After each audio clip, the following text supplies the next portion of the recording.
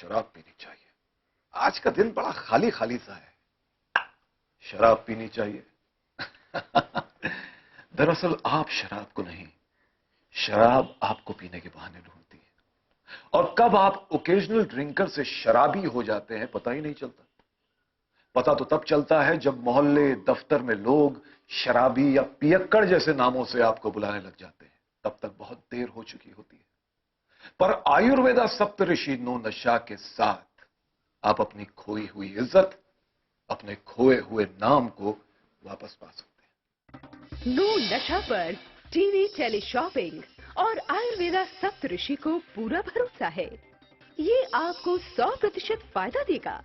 और इसके अलावा अगर आप इसे ट्राई करना चाहते हैं तो इसके लिए आप फ्री सैंपल मंगवा सकते हैं, जिसके लिए आपको 250 रुपए हैंडलिंग और कुरियर चार्जेस देने होंगे। तुरंत कॉल करें 01165155000 और 01165700999। नो नशा की असली कीमत है 7,990 रुपए, लेकिन नशे के खिलाफ इस मुहिम में आपको देना होगा सिर्फ 2,490 रुपए और 250 रुपए डिलीवरी चार्जेस अतिरिक्त। तुरंत ऑर्डर करने के लिए कॉल करें 01165155000 या 01165700999 या फिर 01165159400। आप अपना ऑर्डर SMS से भी मंगवा सकते हैं। SMS करें टेली स्पेस नो और भेज दें 57333 पर। ऐसा घर आपने नहीं देखा होगा। संभाल के पोछा मारा अभी। आइए। ओ भाई साहब ये देखिए हॉल, ये देखिए चिल्ड्रंस रूम, देखिए कितना बड़ा है। आपके बच्चे खेलते खेलते थक जाएंगे। हो गया, मजे ले लिए। आइए। और ये है बेडरूम, इसकी खिड़की से तारे दिखते हैं, तारे। आपको क्या लगा प्रॉपर्टी डीलर हुआ? अरे आपको अपना घर दिखा रहा था। Pearls infrastructure. हम जानते हैं कि घर अरमान, उम्मीदों और सपनों का बना होता है, तभी तो हम घर बनाते हैं, जिंदगियां बनाते हैं। अक्षय बाथरूम कब धोगे? आज संडे है ना। सगों से भी सगा है तू, अपना परिवार है। जिस गली में मुड़ जाऊं बस तेरा ही दीदार है। जिंदगी का हीरो है वो तुझ पे जो सवार है। वन टच पावर स्टार्ट, शानदार माइलेज वाला APDV इंजन जो दुनिया की नंबर 1 बाइक चुने, यही कहे सगों से भी सगा है। हीरो स्प्लेंडर, लगे ऐसा फैमिली जैसा।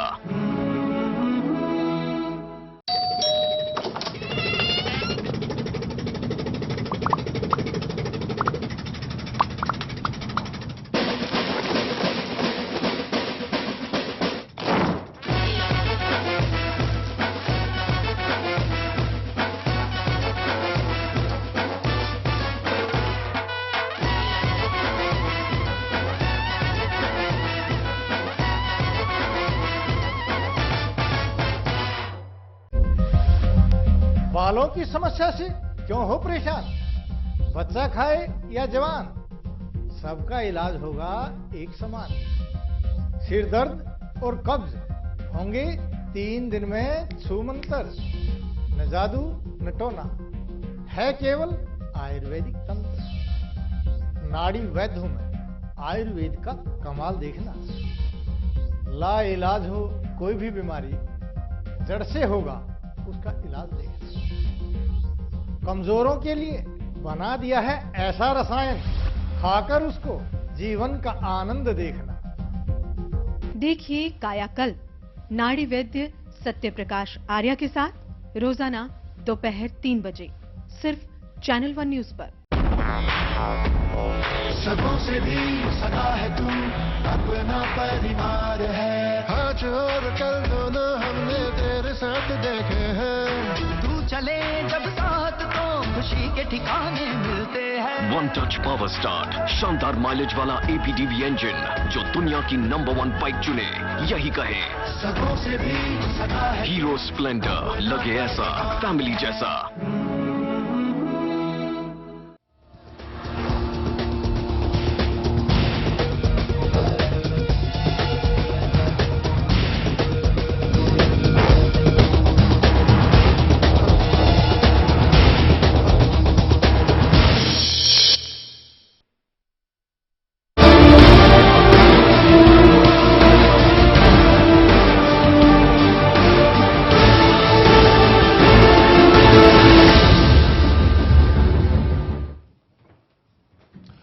नमस्कार, मैं हूं सिद्धार्थ, आप देख रहे हैं प्राइमेट। आप सभी का बहुत बहुत स्वागत है। उत्तराखंड में जो हुआ वो सबके सामने है।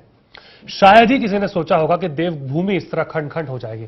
समुद्र तल से 3,553 मीटर की ऊंचाई पर स्थित केदारनाथ धाम तबाह हो चुका है। बड़ी संख्या में लोगों की मौतें हुई हैं। उत्तराखंड के लोग दहशत में हैं, लेकिन इस बार भी इस भीषण तबाही को प्राकृतिक आपदा कहा जा रहा है। ये आपदा हादसे क्या सचमुच प्राकृतिक हैं? क्या फिर विकास के नाम पर प्राकृतिक संसाधनों के असंतुलन और फिर बेरोक टोक और अंधाधुंध दोहन के चलते ऐसा हो रहा है? इस पर हम करेंगे आज तफसील से चर्चा। कुछ दो, हम यहाँ पे ऐसे रह लेंगे, पर हमें रहने की जगह तो दो। उत्तराखंड में हर तरफ मौत पसरी है।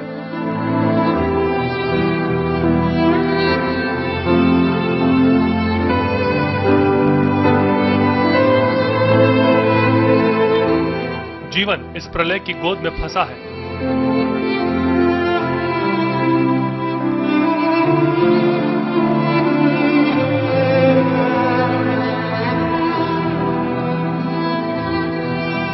लोगों की आंखें दर्द से गंगा बहा रही हैं। केदारनाथ से बच्चा नहीं मिल रहा।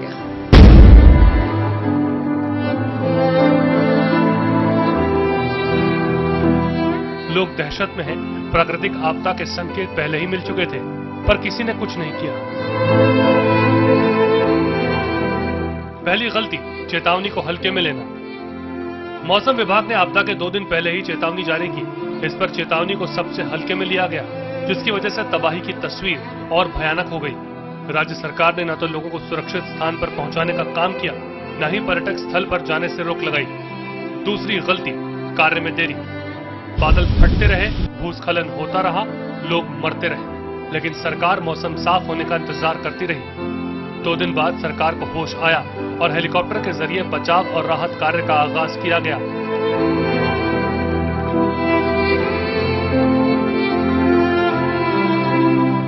वो भी बेहद धीमी गति से। ये 2 अहम गलतियां ऐसी हैं, अगर इस पर काम किया जाता तो काफी जिंदगियां बचाई जा सकती थी। लेकिन इसी बीच एक सवाल उठता है कि क्या केंद्र और राज्य सरकार इस आपदा से निपटने में नाकाम रही है? क्या केंद्र सरकार सिर्फ पैकेज देकर अपनी जिम्मेदारी से पल्ला झाड़ सकती है? ये वो सवाल है जो इस वक्त देशवासियों के जहन में घूम रहा है।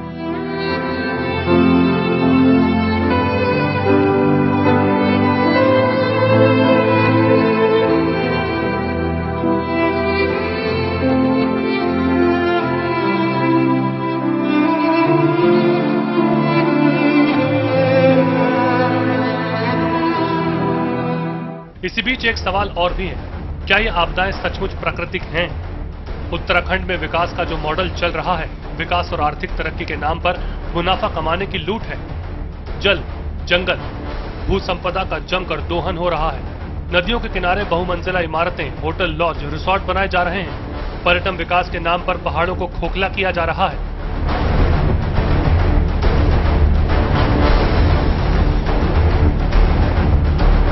उत्तराखंड में 600 के करीब बांध हैं। 80 गंगा घाटी में बिजली कंपनियों ने डायनामाइट से विस्फोट किए। बड़े पैमाने पर मलबा पानी में डाला गया। हिमालय क्षेत्र में पहले से ही ग्लोबल वार्मिंग, मौसम के बदलते मिजाज और जैव विविधता की पारिस्थितिक तंत्र पर पड़ रहे प्रतिकूल प्रभाव से सब जूझ रहे हैं। ऐसे में प्राकृतिक संसाधनों के अंधाधुंध दोहन की वजह से साल दर साल भूस्खलन, बाढ़ की घटनाओं में तेजी होती जा रही है। Bureau report, channel 1 news. चलिए हम चर्चा की शुरुआत करेंगे। उससे पहले कुछ एक्सक्लूसिव तस्वीरें आपको हम दिखा दें केदारनाथ की, जो हमारे पास मौजूद है। किस तरह से वहां पर आप एक अंदाजा लगाने की आप कोशिश कीजिए कि तबाही जब कुदरत मचाती है तो किस हद तक जाती है। ये किसी को बख्शती भी नहीं है। आप देख सकते हैं तस्वीरें किस तरह से हमारे सामने मौजूद हैं। ये वो तस्वीरें हैं जिस वक्त शायद ही किसी ने सोचा था, जब लोग यहां पूजा कर रहे थे, आसपास धर्मशाला में थे या अपना रोजमर्रा का काम कर रहे थे। शाम से जब यहां पानी का जल भराव शुरू हुआ और बड़े फोर्स के साथ में जब पानी आया तो सब कुछ बहा कर ले गया। और उसके बाद जो बर्बादी है वो आप सबके सामने, एक्सक्लूसिव तस्वीरें आपको हम ये दिखा रहे हैं। और ये ग्राउंड जीरो की तस्वीरें हैं, जहां पर बाढ़ के बाद में ये तबाही का मंजर देखने को मिला और अभी भी वहां पर बहुत बड़े पैमाने के ऊपर तबाही हुई है। यह तक कहा जा रहा है कि साल या 2 साल या 3 साल का वक्त लग जाएगा पूरी तरह रिहैबिलिटेट होने में। तो आप अंदाजा लगाइए किस हद तक वहां पर नुकसान हुआ है। चूंकि जब हम इन तस्वीरों को देखते हैं तो समझ नहीं पाते कि क्या ग्रेविटी है, किस किस ग्रेविटी के ऊपर यह नुकसान हुआ है और कितनी मुश्किलें सब लोग वहां पर उठा रहे होंगे। न सिर्फ जिन पर यह आपदा आई है, उन लोगों पर भी मुश्किलें हैं जो इन आपदा से निपटने की कोशिश में लगातार जूझ रहे हैं। भले ही वो सेना के जवान, उतना आसान नहीं होता कि कोई भी सेना का जवान वहां चला जाए, क्योंकि इन आपदाओं के अंदर उसकी पहली प्राथमिकता है लोगों की जान बचाना, और जान बचाना खुद को भी सुरक्षित रखते हुए, ताकि मुसीबतें और ना बढ़ जाएं। इन सब के बीच में जरा आप अंदाजा लगाइए, जब लोग यहां पर होंगे और जब पूजा कर रहे होंगे या नॉर्मल रह रहे होंगे, किसी ने यह सोचा नहीं था कि 1882 के बाद ऐसा मंजर देखने को मिलेगा जो सबको हतप्रभ कर देगा, सोचने पर मजबूर कर देगा कि आखिर ये क्या हो रहा है और इसके पीछे कारण क्या है। इसी के ऊपर आज की हमारी चर्चा पूरी तरह से केंद्रित है। हम जानने की कोशिश करेंगे, एक निष्कर्ष हम शायद निकालने की कोशिश करें। उम्मीद करते हैं कि इस पूरे 1 घंटे के दौरान प्राइमेट में हम कुछ ऐसे फैक्टर्स निकाल सकें जो इन पूरे घटनाक्रम को हमें समझा सकें और बता सकें कि आखिर ऐसा क्यों हो रहा है। चर्चा की हम शुरुआत करते हैं। हमारे साथ तमाम हमारे मेहमान जुड़ चुके हैं। नीना खन्ना जी, आप डिजास्टर मैनेजमेंट एक्सपर्ट हैं, हमारे साथ हैं। ब्रिगेडियर साहब बीडी मिश्रा जी हमारे साथ हैं, रक्षा विशेषज्ञ हैं और तमाम इन चीजों को बहुत क्लोजली भी वो देखते हैं, उनके एक्सपीरियंस से। मनोहर खुशलानी जी, पूर्व डायरेक्टर हैं नेशनल वाटर अकेडमी के, आप भी हमारे साथ मौजूद हैं। और साथ ही पंकज कुमार जी, संयोजक हैं जल बिरादरी के, और राजेंद्र जी के साथ, उनका जो जल पुरुष के नाम से जाने जाते हैं, बहुत लंबे समय तक आपने काम भी किया है। चर्चा की मैं शुरुआत करूंगा नीना खन्ना जी के साथ में। नीना जी, सबसे पहले आप हमें समझाइए कि ये जो वाकई प्राकृतिक आपदा इसे कहा जाए कि इसमें ह्यूमन इंटरफेरेंस कितना ज्यादा आपको दिखता है, कि उस कारण से ये आपदाएं हुई हैं, ये समझाइए आप दर्शकों को पहले। ऐसे है कि इसे हम 2 टाइप के डिजास्टर्स माने जाते हैं जी। एक हम कहते हैं नेचुरल डिजास्टर्स और दूसरा कहते हैं मैन मेड डिजास्टर। ये जब आता है क्लाउड बर्स्ट, तो लोग नॉर्मली कहते हैं ये नेचुरल डिजास्टर हुआ जी। इसमें ऐसे हुआ कि नेचुरल भी था और मैन मेड भी था जी। मैन मेड ऐसे इसलिए था कि सीएजी ने 3 साल पहले अपनी असेसमेंट करी थी जी, और बताया था कि भाई ये डेंजर जोन्स हैं और आपकी जो हाइड्रो पावर्स हैं जो 300 करीब एस्टिमेटेड हैं जो आप बंद करेंगे जी, वो these are not actually worth it and these hills will not be able to take it जी। ये नहीं पॉसिबल है। 50 के करीब 50-55 तो बन चुकी हैं एंड उसके बाद ऐसे हो गया कि डिफॉरेस्टेशन जी, इसके कारण डिफॉरेस्टेशन हुआ, लूज सॉइल हो गया। अर्थ जब लूज होती है जी, पहाड़ों में जब सॉइल लूज होता है जी, तो नेचुरली स्टेबिलिटी नहीं रहती पहाड़ों की, तो ये भी ऐसे हुआ जी। तो मतलब कुल मिला के जो आपकी बात मैं समझ पा रहा हूँ, आप इसे 50-50 मानती हैं कि 50% ये नेचुरल था, 50% शायद सरकार की गलती भी रही हो, किस तरह, क्या ये आपका इवैल्यूएशन है? आई थिंक मैन मेड ज्यादा था। मैन मेड ज्यादा था बिकॉज जब भी डिजास्टर, अब हमारी जो कंट्री है जी, उसमें पर्सपेक्टिव चेंज हो गया डिजास्टर का जी। वी नो मोर, हम लोग बिल्कुल रेस्क्यू रिलीफ एंड ऑपरेशंस पे बाद में आते हैं, पहले हम सोचते हैं प्री प्रिपरेशन कैसे किए जाए। ठीक है। पंकज कुमार जी, जो बात यहाँ पर नीना जी ने कही, क्या आप कितना इत्तेफाक रखते हैं इस बात से? क्या आपको वाकई लगता है कि उत्तराखंड विकास का मॉडल जो है वो भी इसके लिए बहुत जिम्मेदार है? देखिए, इत्तेफाक रखने से पहले मैं एक बात यह कहना चाहता हूँ जी, कि नदी घाटी की सभ्यता की उपज जी, यह भारतवर्ष तैरने वाला समाज आज डूब रहा है जी, और इसको हम प्राकृतिक आपदा ना कहें, ये हमारे उन करतूतों का नतीजा है जो हम लंबे समय तक अपने प्रकृति के साथ छेड़छाड़ करते रहते हैं, और जब एक समय आता है जब उसके भी बर्दाश्त के बाहर हो जाती है चीजें, तो इसी तरीके से वो अब हमें समझाने के लिए या बताने के लिए प्रकृति अपना हिसाब किताब तो ठीक कर ही देती है जी। लंबे समय से उत्तराखंड की जिसकी भी सरकार रही हो, चाहे वो, उसके अलावा भारत सरकार को भी हम लोगों ने लंबे समय से लड़ाई लड़ी है इस बात के लिए कि वहाँ के डैम बंद किए जाएं। लोहाई नाक वाला डैम बंद भी हुआ, इसके बाद अलकनंदा के पास एक डैम थे जो बंद हुए भी, मगर फिर चालू कर दिए गए। बहुत लंबी कहानी है, मगर डैम भी बहुत ज्यादा हो रहा है और बालू रेत का। लेकिन अभी जो इतने जो आप हालात बुरे देख रहे हैं, इसमें एक रीजन और भी है। नदियों के अतिक्रमण की वजह से उस नदी के, आप देखिए कि 2008 में जब कोसी का बाढ़ आया था, तब ये चर्चा हुई कि नदी ने 100 साल पुराने अपने रास्ते को चुन लिया है। जी। आज वही घटना दोबारा से दोहराई जा रही है और 2008 के बाद हम 12 में कोई सीख नहीं ले रहे हैं और वही अतिक्रमण है और रास्ते में ये जो आप बार बार प्रयोग कर रहे हैं, ये हम क्या सीधा सरकार की ओर इशारा करता है और किसकी तरफ? जी, क्योंकि जो लोग रह रहे हैं वो भी वहां पर क्या उतने जिम्मेदार आपको लगते हैं? देखिए, सरकार और समाज की दोनों की जिम्मेवारी बनती है जी। ज्यादा या कम ये अलग बात है। पॉलिसी लैप्स आप मानते हैं इसको? ऑफ कोर्स, ये जब वहां पर लोग जब वहां बस रहे थे या जो बसाए जा रहे थे तो उस वक्त सरकार कहां थी? जी। क्या उसको नहीं पता था कि हम नदी के फ्लड जोन में हम अपना घर बना रहे हैं? जी। तो सरकार और समाज उतने ही जिम्मेवार है और इस कैजुअलिटी में जब भी उत्तराखंड में किसी तरह की घटना होती है तो हमेशा 4 तरह की घटना उसके अंदर में रहती है, 4 वजह उसके अंदर रहती है जिन लोगों के साथ में ये हादसा होता है। एक, जो लोग सबसे ज्यादा नुकसान होता है क्योंकि वो तीर्थ यात्रा में गए हुए लोगों का। जी। दूसरा नुकसान होता है वहां पर रह रहे लोगों का। जी। और तीसरा, आसपास के मैदानी इलाकों से वहां पर आकर इस तीर्थ के समय में कारोबार करने वाले लोगों का। जी। और चौथा नुकसान होता है, चूंकि वो उत्तराखंड में एक आर्मी जोन है, आप साहब बैठे हैं, इनको ज्यादा पता होगा ना, वहां पर भी उनका भी काफी नुकसान होता है मगर वो सब कुछ बाहर नहीं आ पाता है। और 5वां नुकसान होता है ना, जब इसके रेस्क्यू ऑपरेशंस होते हैं तब आप अंदाजा नहीं लगा सकते हैं, सरकार जो भी आंकड़े दे, लेकिन वहां इतने बड़े संख्या में लोगों की मौत हुई होगी जिसका कि आंकड़ा लगाना सरकार के लिए अभी तो फिलहाल मुश्किल है। आप मनोहर जी, आप सर कैसे आप देखते हैं इस पूरी चीज को? बड़ा बुनियादी सवाल मेरा ये भी आपसे ये रहेगा यहाँ पर कि मौसम विभाग, और इसमें मैं मीडिया को भी शामिल करूंगा, ऐसा नहीं कि मीडिया इसमें शामिल नहीं है, क्योंकि मौसम विभाग से जो भी हमें जानकारियां मिलती हैं हम उन पर ध्यान नहीं देते हैं। भले बारिश की बात हो, भले किसी भी चीज की बात हो, चूंकि मौसम की भविष्यवाणियां, जैसा अभी चूंकि शायद पहली मर्तबा ऐसा हुआ है या 2 वीक पहले 3 वीक पहले मानसून का आना, इसके पहले ये भी खबरें आ रही थी कि उत्तराखंड सरकार को पर्सनली भी कहा गया था जाकर के मौसम विभाग की ओर से। क्या आपको लगता है कि नहीं ध्यान देते हैं कि मौसम विभाग की भविष्यवाणियां, ठीक है बोल दिया तो बोल दिया, भाई भारत का मौसम विभाग है, क्या ये कैजुअल अप्रोच भी कहीं ना कहीं बहुत ज्यादा प्ले करती है? कि मौसम विभाग की जो आपको रिपोर्ट मिलती है 1 हफ्ता पहले मिलती है जी, लेकिन डिजास्टर प्रिवेंशन एंड मैनेजमेंट जो है जी, वो तो बहुत पहले से उसकी तैयारी होनी चाहिए ना जी। तो जैसे एक प्रॉपर प्लान होता है इवैक्यूएशन का, जी। वो प्रॉपर प्लान देश में कहीं पे भी नहीं है जी। कि अगर डिजास्टर आ जाए, कि हर तरह के डिजास्टर के बारे में केस स्टडी होनी चाहिए कि अगर इस तरह का डिजास्टर आता है। इस केस में सर क्या दिखता है? इस केस में पहली चीज आप देखिए कि जो रोड्स 1-2 साल पहले डैमेज हो गए थे during the last years rains and year before that, वो रिपेयर नहीं हुए। रिपेयर नहीं हुए तो वीक स्पॉट रह गया उसमें। दूसरा, अफॉरेस्टेशन। एक चीज है कि आप सिर्फ डैम्स को ब्लेम मत कीजिए, because dams have a dual role. ठीक है।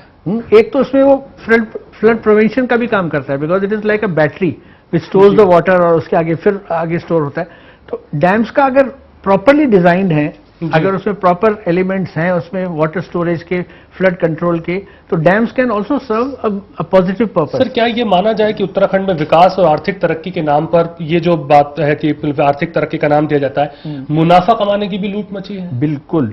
वो जो कंस्ट्रक्शन हुई है, जो लोगों को बसाया गया है, उत्तराखंड और हिमाचल प्रदेश में भी देख लीजिए, लोगों को बसाया गया है लेक्स के चारों तरफ और नदियों के किनारे और पहाड़ों पर। ज्यादातर गैर कानूनी है, ये भी बात निकल करके आ रही है, इलीगल, कि वहां कंस्ट्रक्शन जो किया गया है पूरी तरह से इलीगल है। ये बातें भी लगातार निकल करके आती हैं। नॉट ओनली इलीगल है, पीपल शुड नॉट, लोगों को they should not be allowed to make their hotels and things like that, mostly यही है चीजें which are around the rivers, on the banks of the rivers, and ये जो है they are not according to the national building codes. Brigadier साहब, कैसे आप देखते हैं, क्योंकि आपका एंगल इस चीज को देखने का कैसा है? देखिए, जहां तक ये आपदा का सवाल है जी, इसमें फेल्योर तो ह्यूमन बीइंग्स की है जी, और इसमें फेल्योर 3 तरीके से है।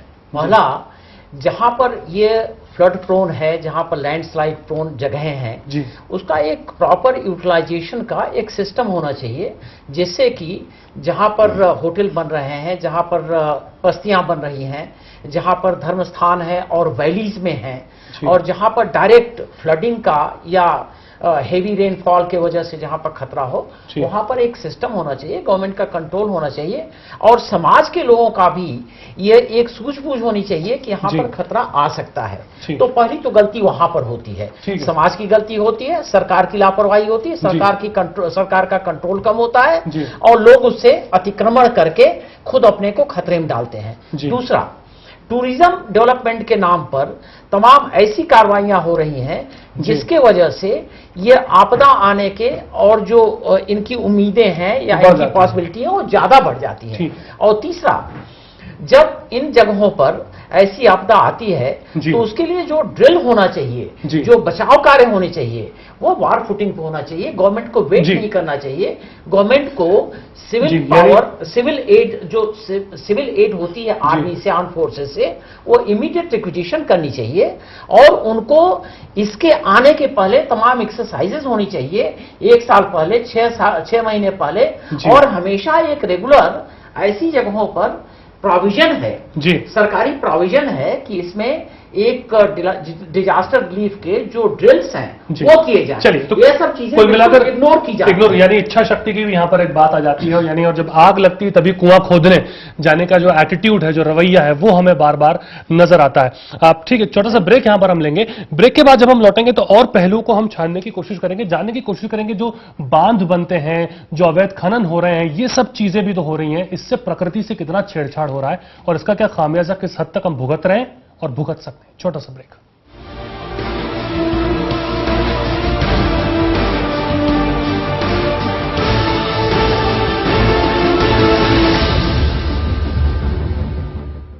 ₹1 नहीं है बॉस।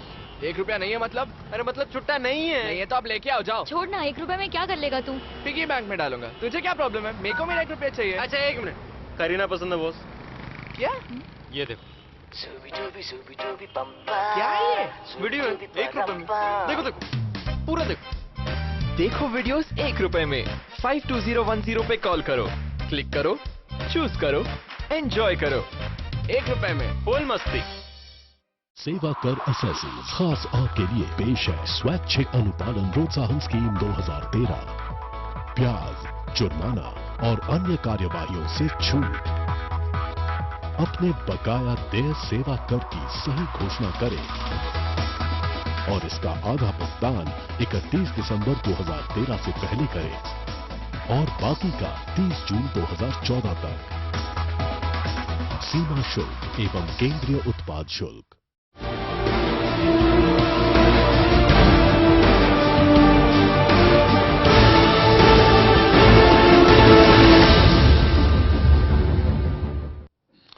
स्वागत है आपका। ब्रेक के बाद हम लगातार ये बात कर रहे हैं किस तरह से मानवीय हस्तक्षेप प्रकृति के अंदर बहुत ज्यादा बढ़ गया। और एक छोटा सा यहाँ पर एक सूचना भी मेरे पास है, वो ये है कि रामनगर के आगे जिम कॉर्बेट अभयारण्य की बात जहां है, उसके पास मरचूला में रामगंगा नदी के एकदम किनारे पर 2-3 किलोमीटर अंदर कई एकड़ के रिसोर्ट वहां पर बने हुए हैं। चूंकि हम हस्तक्षेप की बात कर रहे हैं तो इसका भी ध्यान हमें रखना जरूरी है। यहाँ पे स्विमिंग पूल है, जो 5 स्टार फैसिलिटीज है वो भी है, और अत्याधुनिक ऐशो आराम की यहाँ कोई कमी नहीं है, जबकि ये पूरा इलाका पारिस्थितिकी के तौर से बहुत संवेदनशील है। तो मैं पंकज जी को यहां पर लाना चाहूंगा। पंकज जी, ये इस तरह की तमाम, और जब हम सर्वेक्षण करते हैं पता चलता है ऐसी चीजें हैं, रिसोर्ट्स वहां पर बना दिए गए हैं करोड़ों रुपए डाल के, ये इसको तो रोका नहीं जा सकता सर, क्योंकि हम देख चुके हैं कैसे उत्तराखंड सरकार और सरकार का भी हस्तक्षेप इसमें प्रत्यक्ष अप्रत्यक्ष रूप से देखने को मिलता है, उससे भी हम दरकिनार नहीं कर सकते। तो सर रास्ता कहां दिखता है फिर? देखिए, रास्ता दिखता ही नहीं। रास्ता बंद इसलिए है कि सरकार किसी की भी हो, और राज्य में बीजेपी हो, कांग्रेस हो या जिसकी भी हो, और केंद्र में भी जिसकी भी हो, जब इच्छा शक्ति ही नहीं है और तमाम चीजों पर पर्दे डाले जा रहे हैं, तो फिर आपको रास्ता कहां से दिखेगा? रास्ता तो तब हो ना जब कौन नहीं जानता है कि हिमालयन रेंज संसार का सबसे कम उम्र का पहाड़ है। बिल्कुल जी। उसकी हड्डियां बहुत कमजोर हैं और 70 जो डैम्स अभी ऑलरेडी प्रपोज्ड हैं और सैंक्शनड हैं जी, और जो इसके पहले बन चुके हैं, ये सारे डैम को बनाने के लिए जिस तरीके से वहां पर ब्लास्ट किए जाते हैं, पूरे जो भी जो उन्होंने कहा कि मिट्टी उसके पत्थर लूज हो जाते हैं। सर एक चीज यहां पर आपने तो ये बुनियादी बात कही, क्या आवाज भी इसके खिलाफ पुख्ता तौर पर उठ रही है? ये भी तो सवाल है ना। देखिए आवाजें जो है ना, आप क्या इस मुद्दे को क्यों सड़क पर नहीं लाया जा रहा? क्यों बड़े बड़े सामाजिक संगठन यहाँ चुप बैठ जाते हैं? क्यों वो आते नहीं है? ये देखिए ये भी तो बड़ा सवाल है। ये मैं आपको बताऊं, मैं आपको तमाम कागजात दिखा सकता हूं जिसमें कि पीएम की मीटिंग्स के भी कागजात हैं ना, इंटर मिनिस्ट्रियल ग्रुप की मीटिंग्स है उसके कागजात हैं, सभी में सरकार के साथ में बातचीत के भी बहुत सारी चीजें ऐसी हैं जिसमें सरकार को यह बताया गया है कि ये मोस्ट इको सेंसिटिव जोन है, इसमें बड़े बांध ना बनाए जाएं, इसमें छोटे छोटे ही बांध बनाएं अगर बहुत जरूरी हो तो, कहां तक उसकी छेड़छाड़ नहीं की जाए, और जहां जहां छेड़छाड़ हुई है उसकी सूचना तक दी हुई है, केस दायर है, उसके रेफरेंस तक दिए हुए हैं, मगर उसके बावजूद भी कुछ ना हो ना। जैसे निगमानंद हमारे साथी की जान चली गई इसमें। ठीक है सर, इसमें आपके पास फिर इसमें जो प्रशासन का एक नेग्लेक्ट है, उनकी जो लापरवाही है वो बहुत बड़ी है। मैं आपको यहाँ दिल्ली की बात बता रहा हूँ किस तरीके से होता है। कल रिंग रोड पर पानी जमुना से आ रहा था और वहां पर जो बचाव की कार्रवाई हो रही थी उसमें जो ड्रेन में पिट्स बने हैं जहां से पानी सड़क का नदी के तरफ जाना चाहिए उसको भर रहे थे। अब ये जो कार्रवाई है इतनी मायोपिक है, इतने ये अंधी कार्रवाई है जिससे कि उसका लॉन्ग टर्म इफेक्ट इतना होगा कि वाटर लॉगिंग सड़क पर होगी। आज जमुना का लेवल जब ऊपर हो गया तो इन्होंने जो ड्रेन्स हैं उसको बंद कर दिया। कल जब पानी सड़क पर आएगा और नहीं बह पाएगा तो पानी की वाटर लॉगिंग सड़क पर होगी। इस तरीके की कार्रवाई जो वहां के लोकल इंजीनियर्स हैं वो सेंसिटिव नहीं है, और ये कार्रवाई अगर आप और थोड़े ऊंचे स्तर पर देखें सर क्या काबिलियत भी नहीं है? नहीं, इंटरेस्ट की बात नहीं है। लोग नेशन के नाम पर या समाज के नाम पर कोई ऐसी कार्रवाई नहीं करना चाहते हैं जिसका लॉन्ग टर्म अच्छा इफेक्ट हो। बिल्कुल, जो ड्रेनेज सिस्टम है दिल्ली में सरकारी खर्चे पे जो किया गया है उसमें लोगों ने उनको ब्लॉक करके और उसके और अपनी गाड़ियां पार करनी। चलिए तो भला है कि पानी गिरा नहीं है, वरना आप सभी लोग अभी रोड पे भी शायद जा रहे हैं। और यही तरीका होगा और हिल स्टेशंस में भी। आज उत्तराखंड में क्लाउड बर्स्ट हुआ है, केदारनाथ में क्लाउड बर्स्ट हुआ है, वहां यह आपदा आई है, लेकिन कोई भी ऐसा हिल स्टेशन आज के दिन में नहीं है हिंदुस्तान में जहां पर आपदा न आ सके। क्लाउड बर्स्ट की जो लाइकलीहुड है उसका जो एक होने वाली उम्मीद है वो कहीं भी है, लेकिन यह प्रिकॉशन गवर्नमेंट को या वहां स्थानीय जो निकाय हैं उनको बहुत पहले लेना चाहिए और सख्ती से इस पर अमल करना चाहिए। यह नहीं करें कि जो जैसे घर बना रहा है उसको वैसे बनाए, और टूरिज्म के नाम पर या पैसा कमाने के नाम पर लोग इतने बड़े रिस्क लेते हैं कि सड़क के किनारे अगर नीचे जमीन पर, जहां पर नीचे जमीन है, जहां पर नदी बह रही वहां से एक पिलर खड़ा करेंगे। तो हमारी सर संस्कृति बन गई है ना, जहां जगह पिलर खड़ा करेंगे वहां पर एक अपना होटल का रूम बना देंगे और उससे पैसा कमाने की कोशिश करेंगे। तो यह जो वातावरण है इससे बहुत ही क्षति हो रही है। चलिए, तो यहाँ इच्छा शक्ति तो छोड़िए और साथ में मन के एटीट्यूड भी काम के प्रति नहीं है। मैडम आप कुछ कहें? मैं ऐड करना चाहती हूँ ये कि जिस दिन कम्युनिटी में लोगों में जागृति बढ़ जाएगी कि this is bad for us, वहां सब कुछ फेल हो जाएगा। क्योंकि सबसे पहले जो होता है who is affected, the community. Okay, who is the first rescuer? We are not waiting for the army और द एनडीआरएफ, किसी की इंतजार नहीं करनी। Who is the first? The community itself. जब इफेक्टेड ही फर्स्ट होते हैं, वो रेस्क्यूअर ही फर्स्ट वो होते हैं, तो जब उनमें जागरूकता हो जाएगी कि yes we have to look after this place, this is ours, हमारी है ये।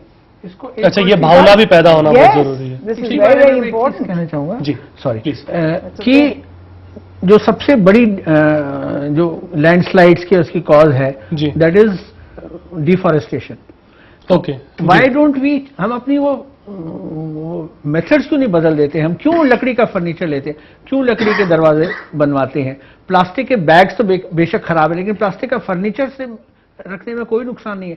स्टील की खिड़कियां बनाइए, एल्यूमिनियम की खिड़कियां बनाइए, प्लास्टिक की खिड़कियां बनाइए, प्लास्टिक के दरवाजे बनाइए, प्लास्टिक का फर्नीचर यूज कीजिए। ये जरूर है कि लकड़ी का जो फर्नीचर ज्यादा सुंदर लगता है, ज्यादा एस्थेटिक लगता है, लेकिन हमको देश के अगर पेड़ नहीं कटने हैं तो उसका तरीका है कि पेड़ का इस्तेमाल ही ना हो, सर पर ये बात आपको बहुत ज्यादा आदर्शवादी नहीं लगती है? जो सिचुएशन अभी प्रिवेल कर रही है उसमें हम ये उम्मीद करें कि इस तरह से लोग एटीट्यूड बदल दें, तो सर ये तो बहुत मुश्किल नहीं हो जाएगा? नहीं, अगर आप कहें कि लकड़ी का फर्नीचर बैन है, लकड़ी के दरवाजे खिड़कियां बैन है, उसमें क्या दिक्कत है? तो कमाई भी सबकी बंद हो जाएगी ना, बीच वाली जो होती है वहां से। I would like to add in here something. ऐसे है कि अभी जो है इस बात में डिफॉरेस्टेशन जो आप कह रहे हैं, इट इज अ फैक्ट, ये तो है ही है, बट उसके बावजूद भी सरकार कुछ ना कुछ करती है। आर्मी की यूनिट्स डिप्लॉयड हैं जी for tree plantation and things like that. बच्चों में भी ये बोला जाता है कि प्लांट अ ट्री जी, right from the beginning they are given these things. ये प्लास्टिक का यूज तो आया बहुत बाद में जी, है ना। Looking after the tree, the plant was an essential factor. जी, मुझे लगता है कि इस आपदा के माध्यम से ही, जिसको हम लोग आपदा कह रहे हैं, उस माध्यम से अभी अगर सबसे अधिक जरूरी है जी, तो इस पर विचार करने की या इस बात को बढ़ावा देने की या फैलाने की कि ऐसी आपदा हुई है ना, और इसके पीछे कौन कौन जिम्मेवार है ना, या समाज में का क्या रोल था ना, और सरकार का क्या रोल था। कम से कम ऐसी ही घटनाओं के आधार पर ही कम से कम कुछ लोगों तक बात, इसलिए केंद्र में ये बातें रहे तो ज्यादा बेहतर। चलिए ठीक है सर, इस पे भी हम आएंगे क्योंकि एक पहलू को हम छूते जा रहे हैं। वक्त एक थोड़े से ब्रेक का और यहाँ पर है। ब्रेक के बाद जब हम लौटेंगे तो जैसा पंकज जी ने कहा उस विषय को हम उठाने की कोशिश करते हैं और उसके ऊपर बात करेंगे कि आखिर किस चीज को केंद्र में रखकर इस बातों के लिए जिम्मेदार किसको ठहराया जाए, या कि फिर कोई जिम्मेदारी लेगा भी कि नहीं, जैसा इच्छा शक्ति की बात हो रही है, वो देखने वाली बात होगी। छोटा सा ब्रेक, जल्द लौटते हैं।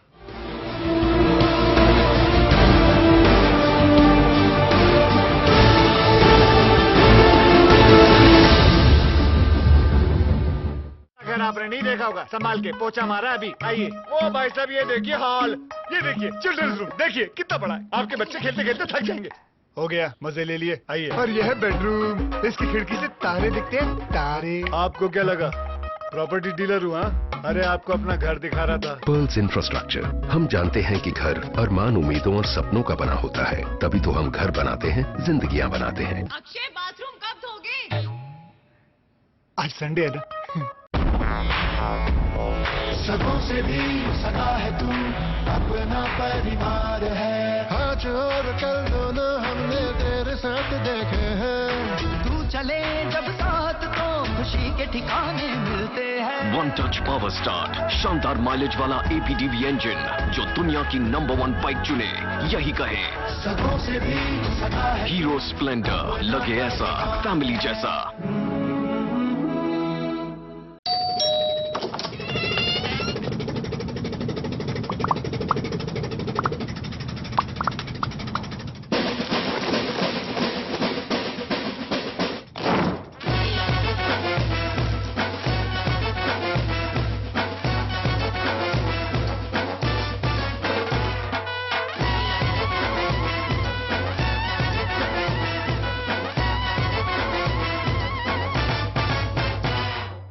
ऐसा घर आपने नहीं देखा होगा, संभाल के पोछा मारा अभी। आइए, ओ भाई साहब ये देखिए हॉल, ये देखिए चिल्ड्रंस रूम, देखिए कितना बड़ा है। आपके बच्चे खेलते खेलते थक जाएंगे। हो गया, मजे ले लिए। आइए। और यह है बेडरूम, इसकी खिड़की से तारे दिखते हैं, तारे। आपको क्या लगा प्रॉपर्टी डीलर हुआ? अरे आपको अपना घर दिखा रहा था। Pearls infrastructure. हम जानते हैं कि घर अरमान, उम्मीदों और सपनों का बना होता है, तभी तो हम घर बनाते हैं, जिंदगियां बनाते हैं। अक्षय बाथरूम कब धोगे? आज संडे है ना।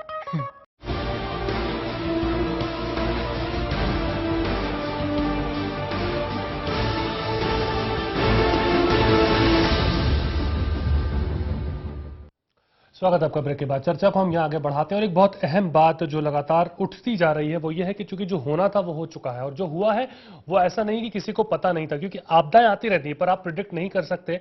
जो बात हम लोग भी कर रहे थे कि किस स्तर पर उसका इफेक्ट देखने को मिलेगा। ब्रिगेडियर साहब, रेस्क्यू ऑपरेशंस की बात आपने भी की और आप जानते हैं कि अभी रेस्क्यू ऑपरेशन चल रहे हैं। आपको क्या लगता है जिस तरह से रेस्क्यू ऑपरेशन हो रहा है कितना सही है, क्या उसमें कमियां हैं? मुझे ये लगता है कि जो रेस्क्यू ऑपरेशन हुए हैं और जो हो रहे हैं यहाँ पर, उसमें कहीं न कहीं बहुत बड़ी कमी है। एक तो रिसोर्सेज एलोकेशन नहीं हुए हैं, उनके एक्सपेरिमेंट्स नहीं हुए हैं, उनके ड्रिल्स नहीं हुए हैं, उनके रिहर्सल नहीं हुए हैं, इंटीग्रेशन नहीं हुआ है, और जहाँ जहाँ पर जो सुविधाएं प्रोवाइड करनी चाहिए वो सुविधाएं अवेलेबल हैं, लेकिन उनका डिप्लॉयमेंट नहीं हुआ है।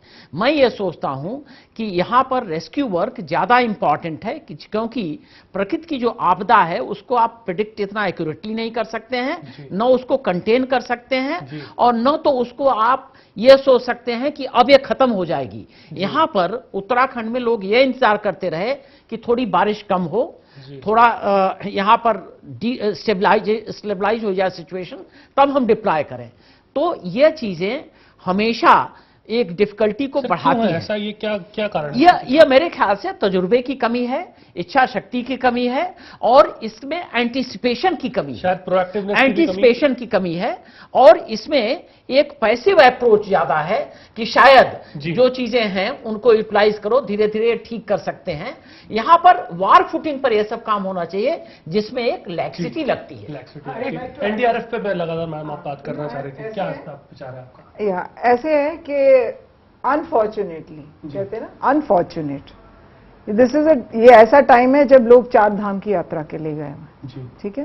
तो 75,000 के अबाव लोग हैं वहां, एस्टिमेटेड ऐसे हैं शायद ज्यादा भी हों। So this is a very big number at this time of the year. और जो ये हमारे मानसून हैं, प्री मानसून आ गए, 2 हफ्ते पहले भी आ गए। When people could have return, जो लोग हैं वापस भी आ जाते, तब तक सब कुछ हो जाता। पर जब नेचुरल क्लैमिटी आती है, so it happens like this.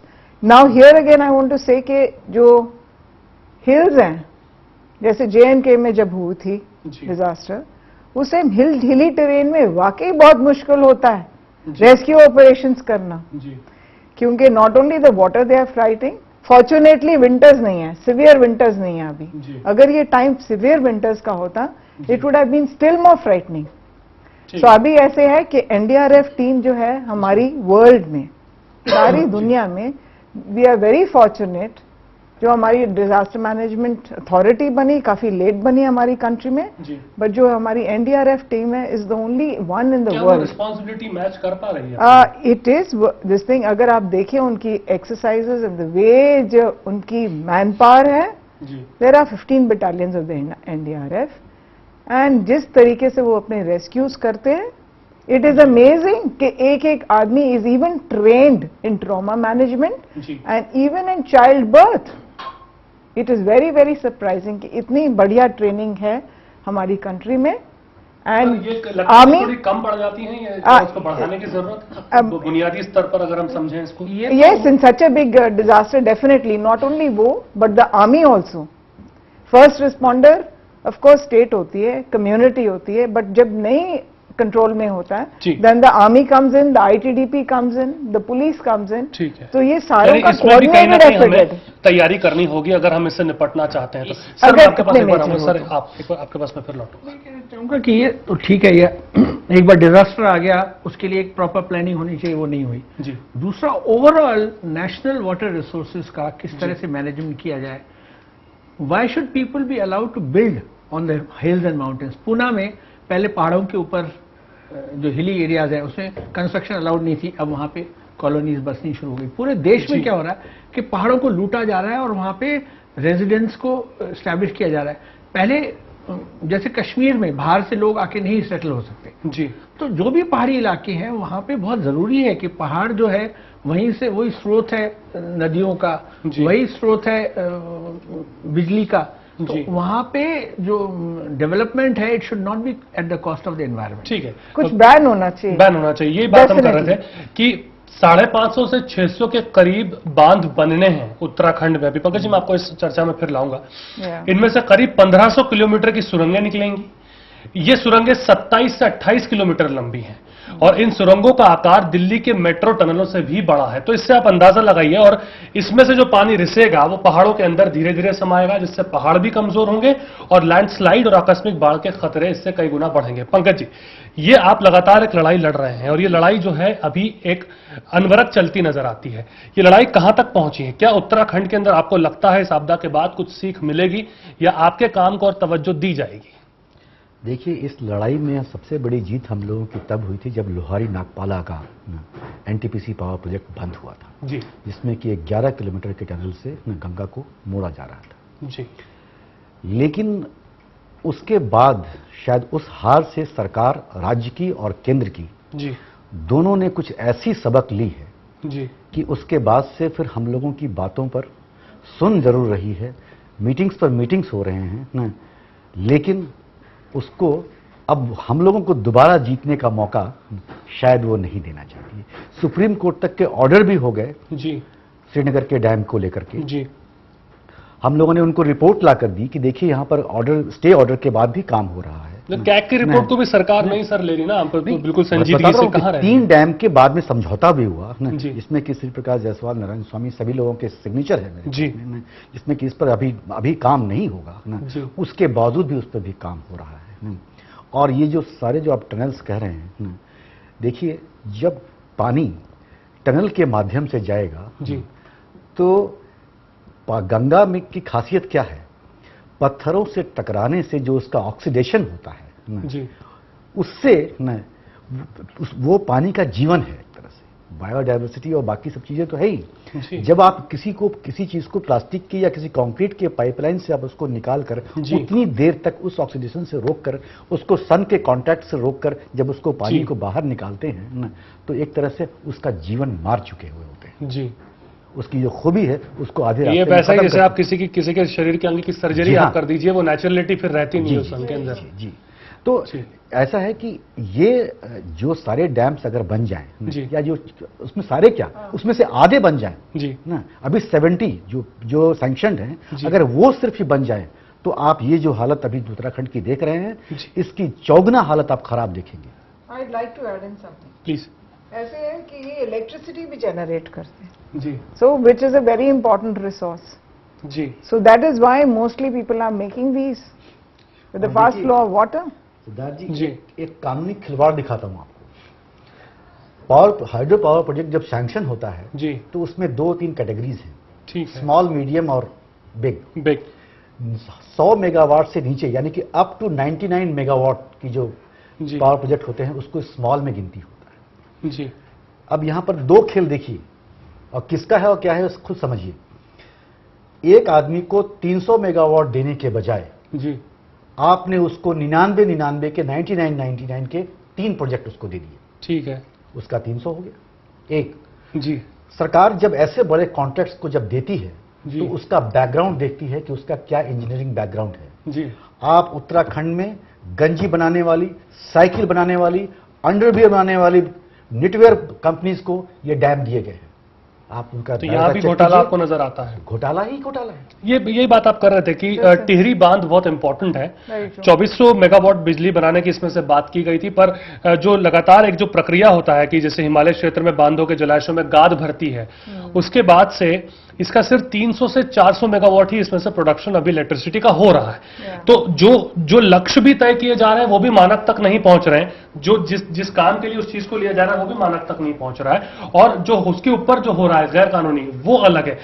Sir मैं आपको यहां पर लाना चाहूंगा इन सब चीजों के बीच में, रास्ता आप कहां से देखते हैं, व्हाट डू यू सी, कैसे फोर्सी आप कर रहे हैं इन सब चीजों को? जो हमने बात कर ली कि यहां पर ये परेशानी है, रेस्क्यू ऑपरेशन नहीं है, सब चीजें हैं, पर आगे यहां से कैसे देखते हैं चीजों को जाते हुए? मैं ये समझता हूं कि जब तक सरकार अपने पूरा इच्छा शक्ति से डेवलपमेंट और प्रिजर्वेशन ऑफ एनवायरनमेंट इनको बैलेंस नहीं करेगी तब तक ये प्रॉब्लम बढ़ता ही जाएगा।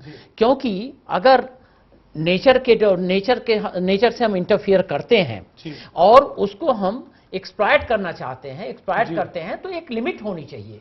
उस लिमिट के बियॉन्ड जाएंगे तो यही सब चीजें होंगी, और इसमें सरकार को यह डिसाइड करना पड़ेगा और इच्छा शक्ति के साथ, दृढ़ता के साथ कि एक्सप्लॉइटेशन नेचर का उसी हद तक हो जहां तक काउंटर प्रोडक्टिव ना हो। अभी काउंटर प्रोडक्टिव होता जा रहा है और इसलिए प्रॉब्लम हो रहा है। सर क्या आप ये बात बिल्कुल ठीक लगती है आपको? ये क्या एक सोल्यूशन है आपकी ओर से? क्या सोल्यूशन दिखता है?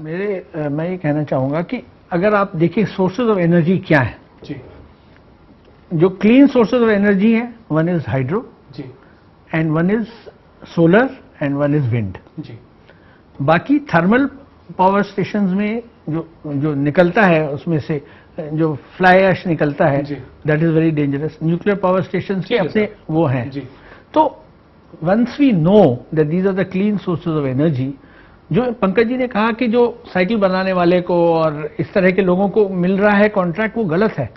अगर इन चीजों को साइंटिफिकली और सही तरह से किया जाए जी, तो everything is a double edge weapon. जैसे न्यूक्लियर पावर है, न्यूक्लियर एनर्जी है, उसे न्यूक्लियर दुधारी तलवार है। तो उसी तरह से हर चीज एक दुधारी तलवार है। हर एक चीज को अगर साइंटिफिकली किया जाए, अगर करेक्टली किया जाए, तो उसमें प्रॉब्लम नहीं है। करेक्टली किया जाए, लेकिन एक सीमा में किया जाए और बैलेंस से किया जाए। बिल्कुल बैलेंस से किया जाए। मैं आप दोनों आदमी से एक सवाल पूछना चाहता हूँ। अभी आपने कहा कि उसको साइंटिफिकली किया जाए, और एक ही तरफ दूसरी तरफ आपने ये खुद भी कहा कि ये दुधारी तलवार है। सिद्धार्थ जी, टेहरी डैम की जो कैपेसिटी है, अब जरा मुझे इसका जवाब आप दें कि टेहरी डैम की कैपेसिटी जो जैसी है, अगर ये नेचुरल कैलामिटीज को अगर आप हटा दें, अपने आप में वो इतना बड़ा हाइड्रो डैम है कि अगर उस पूरी कैपेसिटी के बाद अगर उसमें क्रैक आ जाए या वो टूट जाए, तो दिल्ली को चौथी मंजिल से लेकर छठी मंजिल तक में पानी आने के लिए 3 आवर्स 36 मिनट्स टेक्निकली प्रूव्ड है यहां पानी पहुंचने के लिए। जी। अब आप मुझे ये बताइए कि अगर ये नेचुरल कैलामिटीज ना हो, और ब्रिगेडियर साहब आप मुझे ये बताइए कि जो टेहरी डैम है, हमारे देश में इतने तरह के आतंकवादी घटनाएं होती रहती हैं जी। क्या वो अपने पूरे चरम सीमा पर जब पानी भरा हुआ रहे, और जो वहां की जो सुरक्षा व्यवस्था है, क्या उसमें कोई ऐसी चूक हो सकती है या नहीं हो सकती है? मारिए गोली इन तमाम प्राकृतिक आपदाओं, सुरक्षा व्यवस्था में जरूर चूक हो सकती है। तो फिर आप सोचिए कि आप अपने ही घर में एक इतना बड़ा हाइड्रो डैम आपने खड़ा कर रखा है कि नहीं, एटम बम के जैसा। उसका तरीका है सुरक्षा व्यवस्था को इंप्रूव किया जाए। क्या है भाई साहब कि इतने बड़े बनाए जाए जिसको कि आप कंट्रोल ना कर पाए, आपकी 15 मीटर का प्रावधान है, कंट्रोल ना कर पाए। ऐसा अगर इस तरह से अगर आप हर चीज को फेयर करते रहेंगे तो कोई डेवलपमेंट हो नहीं सकती। पहली बात, डेवलपमेंट के लिए क्या इतना बड़ा बनाना जरूरी है? वो उसको छोड़ दीजिए ना। आप वो कैपेसिटी देखिए ना, आप वो कैपेसिटी देखिए कि आपके पास में एक कितनी आज भारत सरकार की सबकी कलई खुल कर रह गई। जो उत्तराखंड निहायत ही सेंसिटिव जोन है सामरिक दृष्टिकोण से भी, आज वहां पर रेस्क्यू ऑपरेशन को हम ठीक से नहीं करा पा रहे हैं, तो मैदानी इलाकों में अगर होगा तो क्या होगा? मैंने जैसे बताया, हिल्स में हमेशा बहुत मुश्किल होता है जी, in the plains it's always easier. देखिए, जहां तक डेवलपमेंट का सवाल है और नेचर एनवायरनमेंट का सवाल है, वहां पर एक बैलेंस होना चाहिए।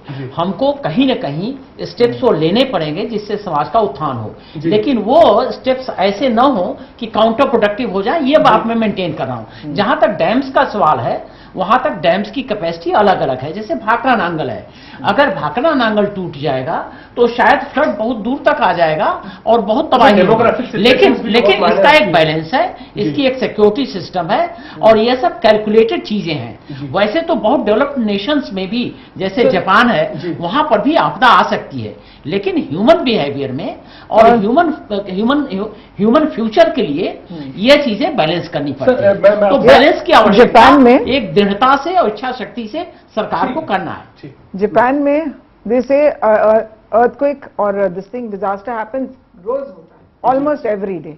वो टॉर्नेडोज अमेरिका में बहुत आते हैं वैसे। Every day almost they say, but then their buildings are absolutely shock resistant because buildings जो है नेशनल बिल्डिंग कोड के हिसाब से बनी है। अभी हमने जापान में देखा ही था जिस तरह से जिस तरीके से आया था। तो ऐसे है कि हमारी जो बिल्डिंग्स हैं, हमारी जो बिल्डिंग्स हैं, they are not to the national building codes. And जो पुरानी भी बनी है, वेयर जब गवर्नमेंट कहती है दे पास द रूल के yes get your buildings retrofitted. सरकार अगर आंख बंद कर लेगी, कोई भी नहीं करना चाहता। आवश्यकता है उससे, और समाज को क्या करना चाहिए, लोगों को क्या करना चाहिए, अगर सरकार उससे विमुख हो जाएगी और उस पर एक निगरानी या आंख नहीं रखेगी, निगाह नहीं रखेगी, तो ये बातें हमेशा होती हैं। सब बातें हमने कर ली। यहाँ पर एक पॉलिसी लैब्स की बात भी हो गई, यहाँ यह बात भी हो गई कि सरकार की इच्छा शक्ति नहीं है। पर पंकज जी, क्या एक सभी से मेरा सवाल है, एक राष्ट्रीय पॉलिसी नहीं बन सकती इसके ऊपर? क्योंकि उत्तराखंड अकेला नहीं है, हमारे पहाड़ी राज्य कई और भी हैं बिल्कुल, जहां पे ये परेशानियां आती रहती हैं, कम आती हैं ज्यादा आती हैं। हम देख चुके हैं पिछले कई सालों के अंदर ये परेशानियां आ रही हैं, और कब कहां आ जाए ज्यादा कम। असम भी इससे बहुत ज्यादा प्रभावित है, वैसे हिमाचल प्रदेश की भी हम बात कर रहे हैं। क्या एक राष्ट्रीय पॉलिसी बड़े स्तर पर बनाने की जरूरत अब आ गई है? पंकज जी, मेरा सवाल आपसे ये है, क्या इसको लेकर के कोई संजीदा नहीं है? क्या सब इसके आदि है कि चलिए राहत कोष की पैकेज दे दीजिए और अपनी इतिश्री हो जाएगी अपने? नहीं, मैं यहाँ कहना चाहूँगी, राष्ट्रीय पॉलिसी आप किस पॉलिसी की बात कर रहे हैं? इन सभी को लेकर के मिलकर क्या नहीं बन सकती? बात कर रहे हैं? नहीं, मैं यहाँ कहना चाहती हूँ कि एनडीए में स्पेसिफिकली, या एनडीए में बना ही इसके लिए जी, तो and the home ministry is there. And हर एक स्टेट में, जैसे विजय बहुगुणा जी हैं, उन्होंने बताया कि उत्तराखंड के जो चीफ मिनिस्टर हैं, this thing district, every state has its own chief minister जी। विच जो लुक आफ्टर करती है इनटू दिस एस्पेक्ट। ठीक है। एंड जब जो कोपिंग कैपेसिटी नहीं होती है उनकी, then they turn out to the home ministry and अगर किसी राष्ट्रीय नीति की जरूरत अगर है जी, तो यहाँ पर राष्ट्रीय नदी नीति की जरूरत है। जब आप उसकी नदी की नीति बन जाएगी, हम लोगों ने उनको एक बार नहीं कई एक बार स्टेट वाइज और पूरे गंगा का उनको नदी नीति उनको दी है जी, कि उस पर ध्यान दें, ताकि जब आप नदी नीति बनाते हैं तो उसके अतिक्रमण का, उसमें खनन का, है ना, और उसके किसी भी उसके पॉल्यूशन का, सभी चीजों का ख्याल रखा जाता है। और ये बाढ़ या जो आप देख रहे हैं वो पानी नदियों से निकल कर आ रहा है। अगर आज हमारे पास में एक वैसी नदी नीति हो जिसके संरक्षण से लेकर उसके प्रदूषण तक का और अतिक्रमण तक का ख्याल रखा जाए, तो फिर अपने आप लोग उस नदी के बीच में नहीं आएंगे। सरदार जी, ऐसा है कि चेतना और ज्ञान ये दोनों है, लेकिन यहाँ पर इम्प्लीमेंटेशन की कमी है। ऐसा है कि ऐसे कोई नियम नहीं बने हैं या लोगों को ऐसे दिमाग में भावनाएं नहीं आई हैं कि ये नियम होने चाहिए। जैसे मैंने बताया कम्युनिटी जो प्रॉब्लम है वो सबसे बड़ा प्रॉब्लम, इम्प्लीमेंटेशन नहीं हो रहा है। और वहां पर निगाह सरकार या जो लोग रिस्पॉन्सिबल है उसके, वो निगाहें बंद कर लेते हैं, ये प्रॉब्लम है। दूसरी बात यह है कि समाज उसके प्रति कोई उपेक्षा करता है इन सब बातों का। तो जब ये दोनों तरफ से एक नेग्लिजेंस होता है, तब ये क्लैमिटीज होती हैं, तब ये प्रॉब्लम समाज के लिए आते हैं, और इसमें समाज ही सफर होता है। एक और भी प्रॉब्लम है कि इंफ्रास्ट्रक्चर जब बनता है, तो इंफ्रास्ट्रक्चर के लिए फंड्स तो दिए जाते हैं, लेकिन जब कोई चीज खड़ी हो जाती है उसके मेंटेनेंस के लिए फंड्स नहीं अवेलेबल नहीं है गवर्नमेंट में कहीं पे। सर, क्या आपको ये चीज भी लगती है कि चलिए ये बात हमने कर ली है कि अब चूंकि पंकज जी भी इस चीज से जुड़े हुए हैं, लगातार आवाज उठाते रहते हैं, आवाज उठाने वालों की भी कमी आपको दिखती लगता है कि और बड़े पैमाने पे, जैसे अवेयरनेस की बात आप कर रही थी, उन लोगों को और सड़क पर आना चाहिए। हम भ्रष्टाचार के मुद्दे के ऊपर तो जाकर के या किसी की मौत या किसी के ऊपर जाकर के हम कैंडल जला देते हैं, पर ये तो चीजें ऐसी जो हर साल हो रही हैं और हो सकती हैं बड़े पैमाने पर। बिल्कुल, एनवायरमेंट के बारे में लोगों को अवेयरनेस क्रिएट करना बहुत जरूरी है। इसमें प्रॉब्लम यह है कि जो लोग इससे अफेक्टेड हैं वहां पर आवाज नहीं उठ रही है। अगर पंकज जी दिल्ली में रह के आवाज उठा रहे हैं तो एक पहलू है। नहीं भाई साहब, हम लोग दिल्ली में रहते हैं, हम लोग उत्तराखंड में काम जाकर के वहाँ पहुंच के बात कर रहे हैं, तभी मैं सारी चीजों को वहाँ जानता हूँ, गाँव को जानता कह रहा हूँ और कुछ मैं कह रहा हूँ। मैं ये कह रहा हूँ कि जहाँ पर ये इफेक्ट है वहाँ के लोग रियलाइज करें, वहाँ के लोग इस बात को उठाएं, वहाँ के लोग इस अभियान में शामिल हो, तो शायद उसका इम्पैक्ट बेटर। पंकज जी, क्या ऐसा एक बात है, ये मैं ऐड करना चाहती हूँ। ऋषिकेश में जो है, उधर स्वामी जी ने बताया था कि भाई उनका 60th बर्थडे था, उन्होंने एक बायोडाइवर्सिटी टॉयलेट्स के बारे में बात करी जी। उन्होंने कहा कि देखो, we want to reach from temples to toilets, मतलब क्लीन एक्शन गंगा प्लान जी। चलिए, गंगा के किनारे भी वो भी एक बहुत बड़ी मुहिम है। गंगा जिस तरह से भी सबका रुख है, लगता तो है नहीं कि साफ हो पाएगी, क्योंकि इतनी ज्यादा वो मैली हो चुकी है और वही पानी अब खैर भर पा रहा है। पंकज जी, क्या आपको लगता है एक आम आदमी, चूंकि आप धरातल पे चीजों को देखते हैं और देख रहे हैं, क्या उसका ज्यादा पार्टिसिपेशन इसके अंदर नहीं है? देखिए, जो आवाज उठाने की बात है, आम आदमी का पार्टिसिपेशन का मैं आपको सिर्फ 2 ही एग्जाम्पल दे सकता हूँ जी। एक 2012 में जी हम लोगों के ऊपर में बैन लगा दिया गया था उत्तराखंड में घुसने पर। तो आम आदमी का पार्टिसिपेशन यही है जी कि हमारे लोग वहां पर आंदोलन कर रहे थे जी। हम राजेंद्र भाई और अन्य साथी जैसे ही उत्तराखंड में घुसे, हम लोगों का हाउस अरेस्ट कर दिया गया और फिर उनके पुलिस की गाड़ियों के द्वारा हम लोगों को उत्तराखंड से बाहर कर दिया गया। फिर भी हर साल वहां घुसते हैं, हर साल जाते हैं। आम आदमी की जो वहां जो सिस्टम है उसमें एक आंदोलन खड़ा होता है, सरकार के तो राजनीतिक तौर पर दबा दिया जाता है। और नहीं, राजनीतिक तौर पर ही नहीं, वहां पर बड़े बड़े ऐसे पावर प्रोजेक्ट वाले लोग हैं जो अपने गुंडे पालते हैं और सर कई नेता भी तो होंगे ना उसपे। हाँ, ऑफ कोर्स वो सभी लोग शामिल हैं उसमें। नेता ज्यादा और वहां पर उनकी तंबुएं उखाड़ दी जाती हैं और यहाँ तक कि कभी कभी उनको अकारण भी जेल में बंद कर दिया। बिल्कुल समय हमारे पास संक्षेप में, मैं सबका एक वर्जन चाहूंगा इसके ऊपर। मैं आप ही से शुरू करूंगा, बिल्कुल संक्षेप में क्या सोल्यूशन अब आपको दिखता है कुछ कि नहीं, आपको लगता है अभी भी चीजें ऐसी ही चलेंगी, ढाक के 3 बात है?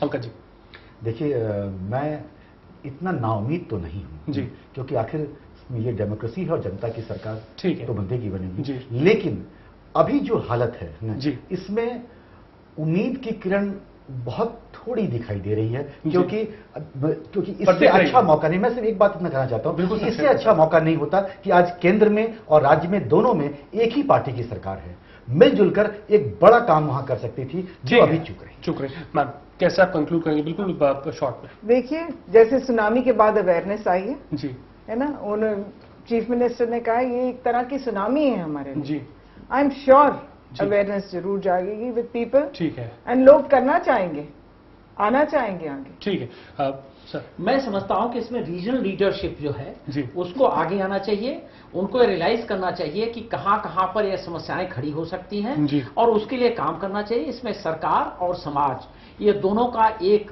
मेल जोल होना चाहिए और दोनों मिलजुल के एक ऐसे प्रावधान को बनाएं जिसमें कि ये बातें, ये आपदा फिर न रिपीट हो। सर, मैं कहना चाहूंगा कि डेवलपमेंट और human welfare, development should not B at the cost of human welfare. जो भी प्रोग्रेस हो रही है, जो भी डेवलपमेंट हो रही है, सबसे पहले the human being comes first, the environment comes first, फिर डेवलपमेंट। तो अगर environment and human being allow it, then you do development. Very true. चलिए, तो कुल मिला के जो आज हमने इसके अंदर से एक लबोलुआब इन पूरी 1 घंटे की बातचीत का निकाला, उसमें बहुत सारी चीजें हमने छूने की कोशिश की कि क्या डेवलपमेंट के नाम पर मुनाफाखोरी भी चल रही है, वो भी चल रही है, किस तरह से गैर कानूनी तरीके से बैंक्स, रिवर बैंक्स के ऊपर, न सिर्फ गंगा, कितनी और नदियां, अलकनंदा और तमाम और नदियां जिनके ऊपर इलीगल कंस्ट्रक्शन हो रहा है, और वो कंस्ट्रक्शन कितना कमजोर पड़ता है वो तस्वीरों में हम देख चुके हैं। बात हम रेस्क्यू ऑपरेशन की भी कर रहे हैं, क्योंकि ये एक ऐसी चीज है जिसके अंदर जान बचाने की जब बात आती है, चूंकि प्रकृति को आप नहीं रोक सकते, एक हद तक प्रकृति रुकेगी, उसके बाद कुदरत किसी को देखती नहीं है। रेस्क्यू ऑपरेशंस में भी हम उस लेवल पर अभी तक नहीं पहुंचे जहां आप हाथ रखकर या पैर अपने रखकर कह सकते हैं कि हां हम हमारे लोगों को बचा लेंगे। इसके बाद पॉलिसी पैरालिसिस तो लगातार बना ही हुआ है। बहुत बहुत शुक्रिया आप सभी मेहमानों का हमारे साथ जुड़ने के लिए स्टूडियो के अंदर और इस पूरे विषय के ऊपर तफसील से चर्चा करने के लिए और अपना कीमती समय देने के लिए भी। बहरहाल आप देख रहे थे प्राइम 8। नमस्कार।